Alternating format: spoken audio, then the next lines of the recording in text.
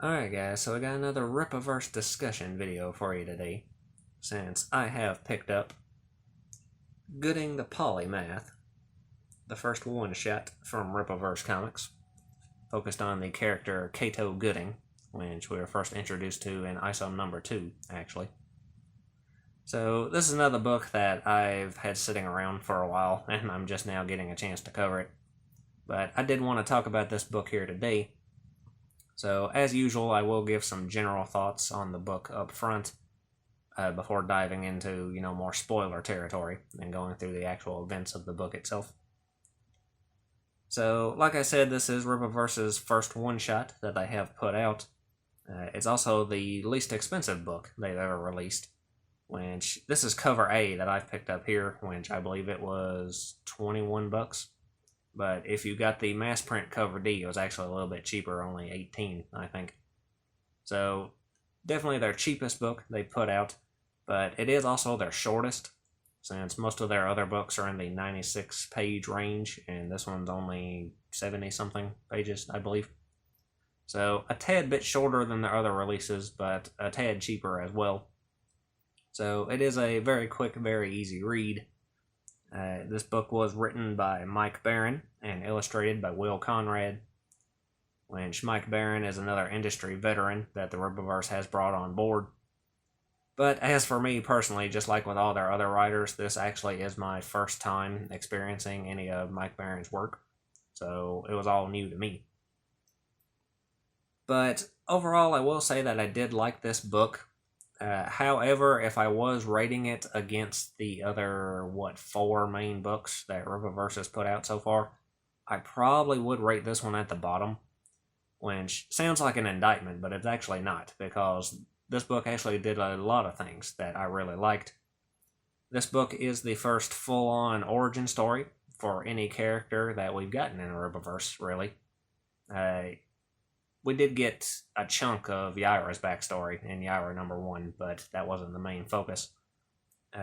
This book is entirely based around the origin story of Goodyng.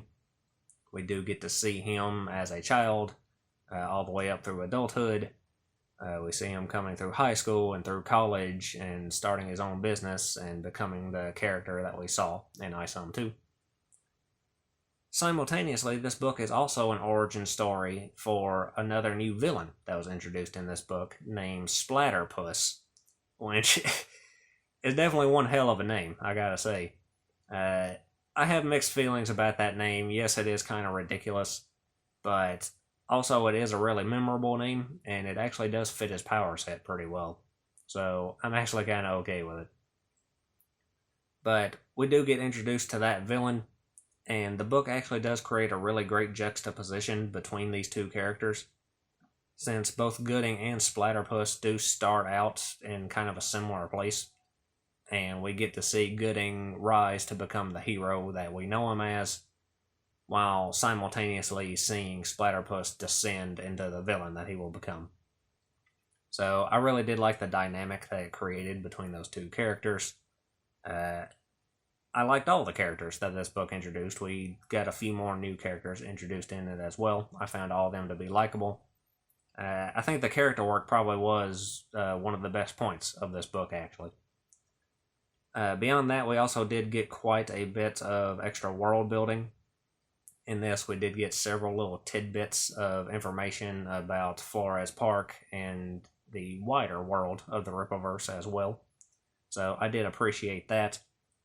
Which, for me personally, Goodyng was kind of in a similar place to Yaira, in as far as when we first saw them in ISO, they were both characters that I generally liked, but didn't specifically jump out to me.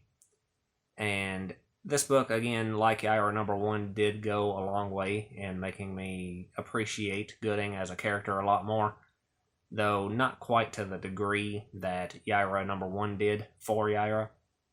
So, while I do like Goodyng and would like to see more of him, he just never did really grip me as much as some of the other characters in the Rippaverse have so far. This book in general really didn't grip me as much as some of the other books, which is honestly probably my main complaint with it. I did enjoy it, and I would be interested in more Goodyng stories in the future, but this one just didn't rise to the same level as some of the other ones did, at least for me personally. So with that being said, we are going to dive into spoiler territory now, so if you do plan on reading this book and you don't want to know anything that happens, you have been warned.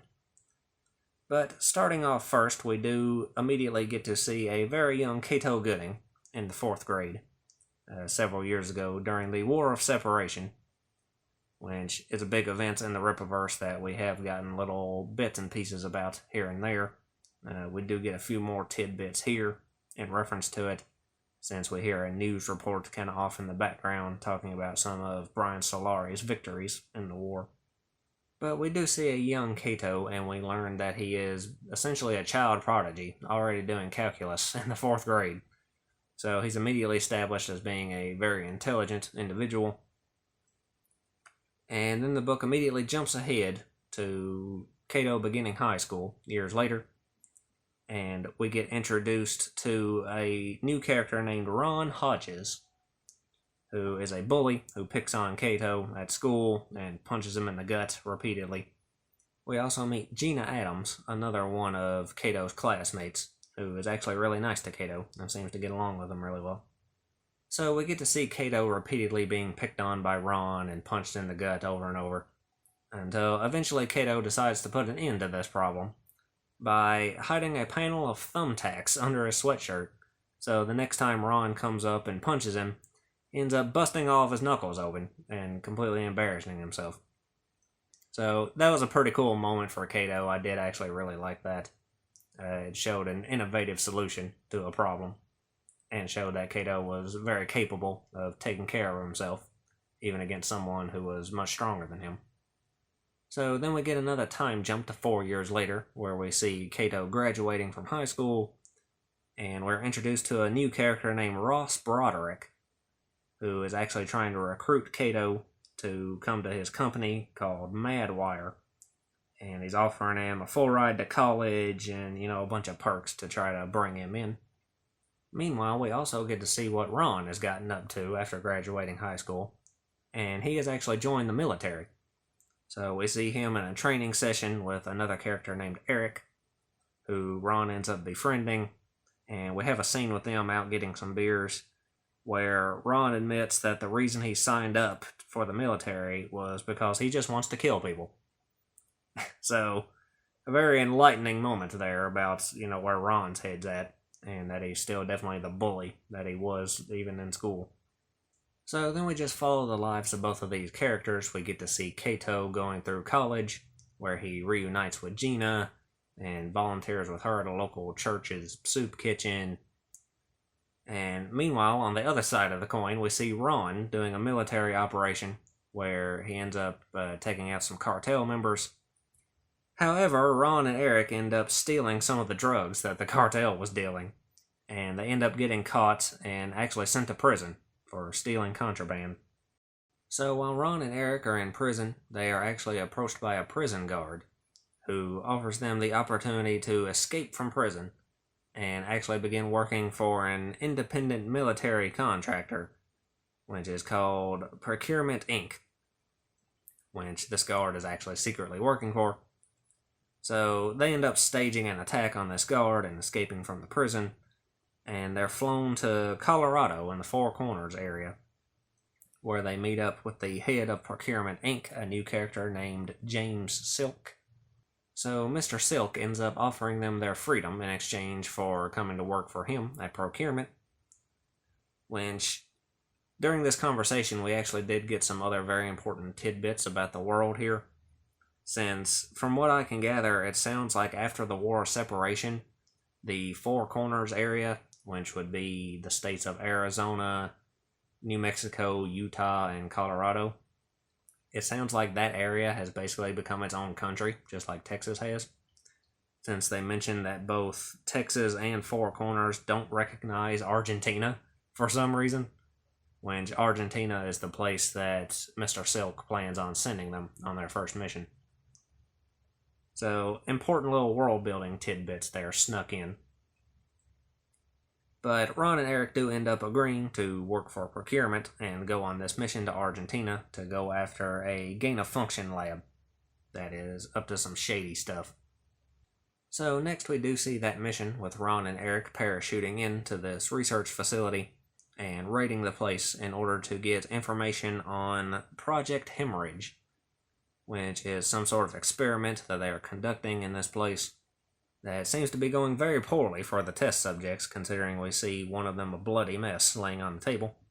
But anyway, Ron and Eric end up killing some of the researchers working there and demanding a flash drive with all the information on this Project Hemorrhage. So as they're getting ready to leave, there's a storm going on outside, and lightning actually ends up striking this rod on the roof, and it runs down through one of the machines that the test subject was hooked up to. And it actually ends up striking Ron and electrocuting him. So Eric ends up having to revive Ron, but they do manage to escape the facility, though it took much longer than they had planned on. They do manage to get out with the information that they came for.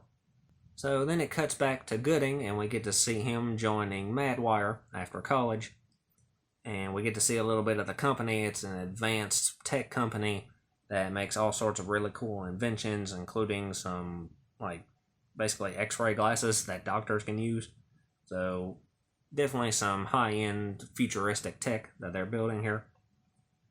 So Kato gets his nice office at Madwire, and we get to see him and Gina are still dating, and they go out, and play tennis with some of their friends.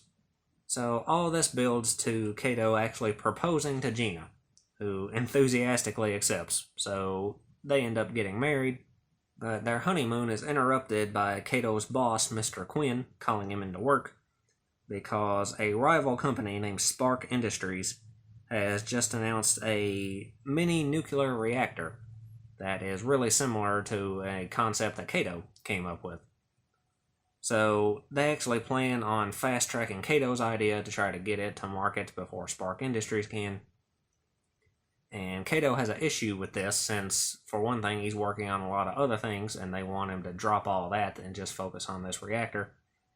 And for another thing, he never even made this reactor an official proposal to the company. It's something that he came up with on his own time. But due to the technical wording in his contract, anything that he comes up with, even when he's not on company time, is still owned by Madwire. So Kato realizes that as long as he works for this company, he's never going to have any freedom, and anything he comes up with is just going to be taken from him anyway. So he winds up leaving Madwire and starting his own company instead, which is the birth of Goodyng Services. So he starts up his own company, and we get to see all the various inventions that he comes up with, including a knife called the Savor Saber, which can infuse meat while you're cutting it, as well as a device called the Bass Jammer, which can be used to interfere with people pounding their bass in their cars when they go by, which honestly to me sounds like a good thing. I wouldn't mind having one of them myself. We occasionally get some clown rolling down the road pounding their bass around here, so actually wouldn't mind having one of those in real life. But we get some pretty cool inventions from Kato Goodyng as he builds up his company, until it jumps ahead again to his company expanding into Goodyng Co., where he has vastly scaled up his business, and has also invented a bulletproof suit that he tests on himself. So we get to see some more bits of Kato's personal life. We see him training in martial arts. We find out that he's become not only a successful businessman, but a well-known public figure, to the point where they're actually making a movie based on the events of his life. So at this point, everything seems to be going pretty well for Kato. But then we jump back to Ron, and we see what's going on his side of the world. And we see Ron getting checked out by a doctor, and it turns out that that lightning strike that ran through that machine actually ended up imbuing Ron with powers. So he now has the ability to manipulate people's circulatory systems just by making contact with them. So he can slow down or speed up people's heart rate. He can induce aneurysms in people. He can basically affect their entire vascular system.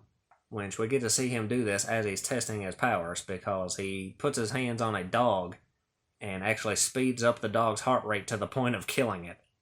So he immediately kills a dog with these powers, which that's him getting some cheap heat, to use a wrestling term. If you want to get your audience to hate a character, just, have them hurt an innocent animal, and that'll be a pretty efficient way to do it. So he kills the doggo, but he doesn't stop there, because Mr. Silk ends up bringing in an employee that double-crossed him and sold some of the company's secrets to a competitor, and Ron ends up putting hands on this guy too, and giving him an aneurysm and killing this guy as well. And on top of that, Procurement actually ends up giving Ron a suit that allows him the ability to fly as well. So this is the birth of the villain known as Splatterpuss. So then we jump ahead again to Cato Goodyng learning that the Four Corners District Attorney, Paulo Cavalier, was found dead of a brain aneurysm. Shocking. So they believe that there might be foul play involved, and obviously, it turns out that Splatterpuss was sent to take out this guy because he just started an investigation into Procurement Inc. So they sent him to get rid of the DA before he could follow through with his investigation. So Cato thinks it is possible to artificially induce an aneurysm, so he is open to the idea that there could be some foul play here. So he plans on looking into that. Meanwhile, he also continues to test his bulletproof suit, and we learned that it is also electricity resistant.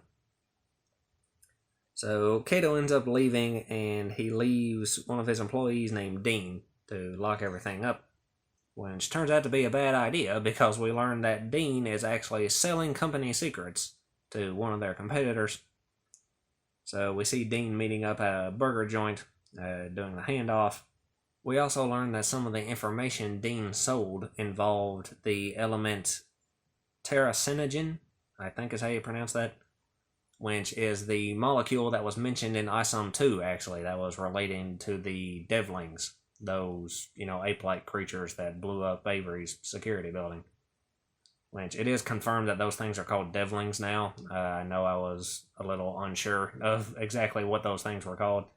But this book did confirm that they are called devlings. So there is a tie-in there between this book and ISOM 2. But anyway, next we see Dean walking down the street where he is attacked by Splatterpuss. I say attacked, all he did was shake hands with him. But of course he made contact, so that allowed Splatterpuss to induce an aneurysm in him, and he kills Dean. And he ends up stealing Dean's money and the information that he had on terracinogen. So the next day, the police do report to Cato that his employee has been killed. So Cato looks into it and discovers through satellite footage that Splatterpuss is actually Ron Hodges, his old high school bully. So once he figures this out and learns that he's working for Procurement, and Procurement has stolen some of their company's information, he ends up using an AI program he invented called Henzo to set up a trap for Splatterpuss, which Procurement does have someone spying on Cato's conversation, so they overhear this. So this builds to the big final fight between Cato and Splatterpuss in an auditorium somewhere. So Splatterpuss shows up and tries to attack Cato, but Cato knows that his powers are based on contact, so he makes sure not to make physical contact with Ron throughout this fight, which actually is kind of on the short side. I felt like they could have let this fight breathe a little bit more, maybe gave it another page or two. But the fight does end when Cato throws a knife at Splatterpuss, and he catches it in his hand, but the knife actually sprays out some sort of mist into Splatterpuss's eyes, blinding him, which gives Cato the opportunity to shoot him with a tranquilizer dart.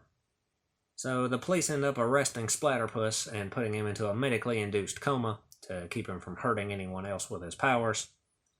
We also see a scene with Cato and the police where the police are, offering him more security, but Cato's ensuring him that, him and Goodyng Services can handle that on their own. We also see Cato making an announcement about how Goodyng Services is going to be handling the firefighting duties in the area now, which again is something that was established in ISOM 2. And then we get one final scene where the police actually come back to Kato the next night and inform him that an unknown person, who turns out to be Eric, had snuck into the hospital pretending to be a Texas Ranger and actually helped Ron escape custody disguised as a doctor. So Procurement Inc. has already regained their asset, and Splatterpuss is back on the loose. So the police let Goodyng know this, and, Goodyng just reiterates that he can take care of himself. And that's the end of the book. So again, overall, I did like this book. I did find Kato Goodyng to be a very endearing character. I did like the fact that, he's not, well, outside of being super intelligent, he's not anything special. He's not an Accept, he doesn't have superpowers, he's not some kind of alien or anything. He's just a regular guy who uses his intelligence and his determination to achieve what he wants to achieve. And I really like that as a character. It did make him really likable. However, I would say that my favorite character in this book probably actually was the villain, Splatterpuss.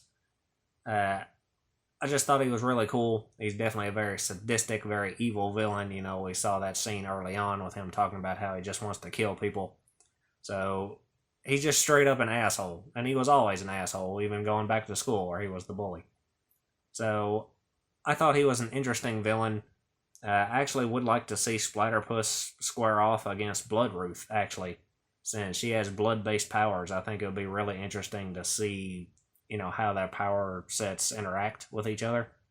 So, if you could come up with some story where Procurement Inc. is getting involved with whatever Bloodruth is getting up to, then I think there's some potential there for a very interesting matchup.